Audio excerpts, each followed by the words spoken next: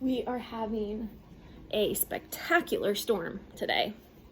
Okay, I haven't looked in a mirror yet, so this is what's happening.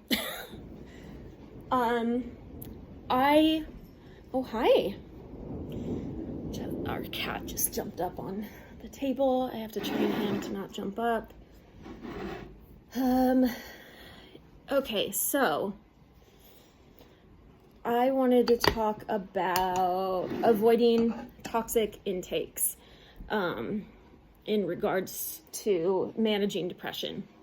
So I am someone that was self-medicating with THC.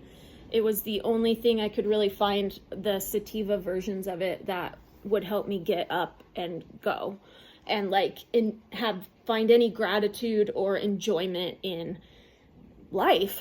And so I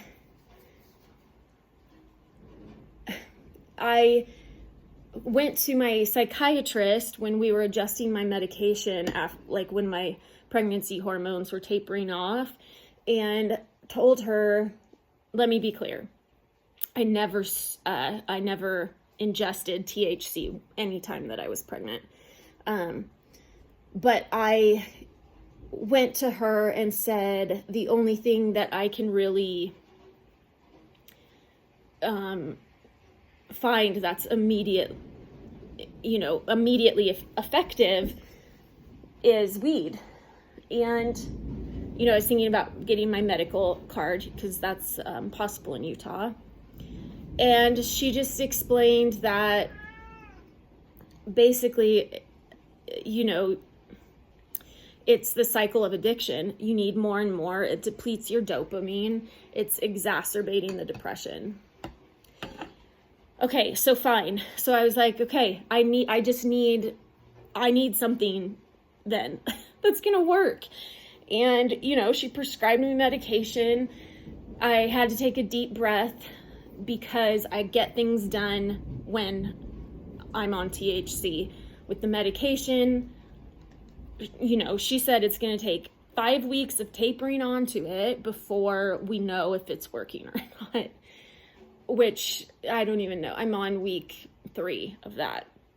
So, just so infuriating. It's just the medical part of this is the medication part of it is so infuriating. We just don't have the science. So, I just wanted to talk about that. There's a lot of stuff around gut health because we have a lot of neurotransmitters in our gut. Let me be clear about this as well. I have no idea what I'm talking about. I just know I'm just learning. I know that this is part of managing depression, and it's probably the part that I know the least about.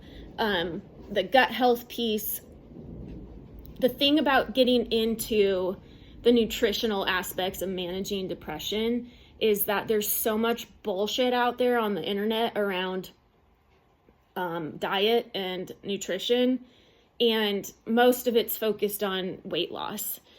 And so it's a hard one to get into. It's a hard one to research, and a lot of it's I have a cousin who has suffered from pretty severe migraines, and so she actively she was testing her diet, cut out one thing at a time. Ultimately, she found out that it was sugar. But when you have depression, having that kind of discipline to figure out what kinds of foods are helping or hurting you is a complete joke. That's way out of the question, way out of your scope of capabilities. My approach right now is just the obvious ones.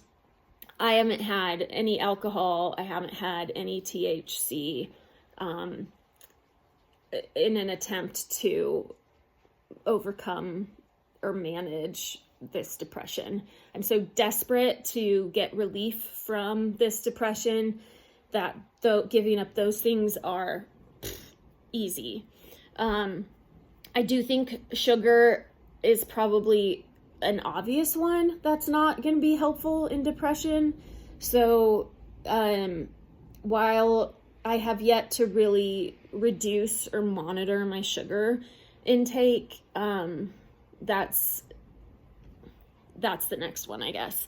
So right now it's alcohol and THC. Those toxic intakes, they are not going to help my depression. So they're out. And then at some point when I have, not the motivation, because that's not certainly not a tool that anyone suffering from major depression has access to. When I have the, I don't know, the desire, I guess, to focus on that one, I'll start focusing on monitoring and most likely reducing my sugar. So anyway, that's the one I wanted to address this morning as we're having this beautiful rainstorm outside and I'm headed to work today. I'm really nervous because I'm doing that rumination thing of assuming what everyone thinks about me. And ultimately, I just don't give a shit. So I'm going to try and stay in that headspace. Okay, internet world, go out there and don't be depressed.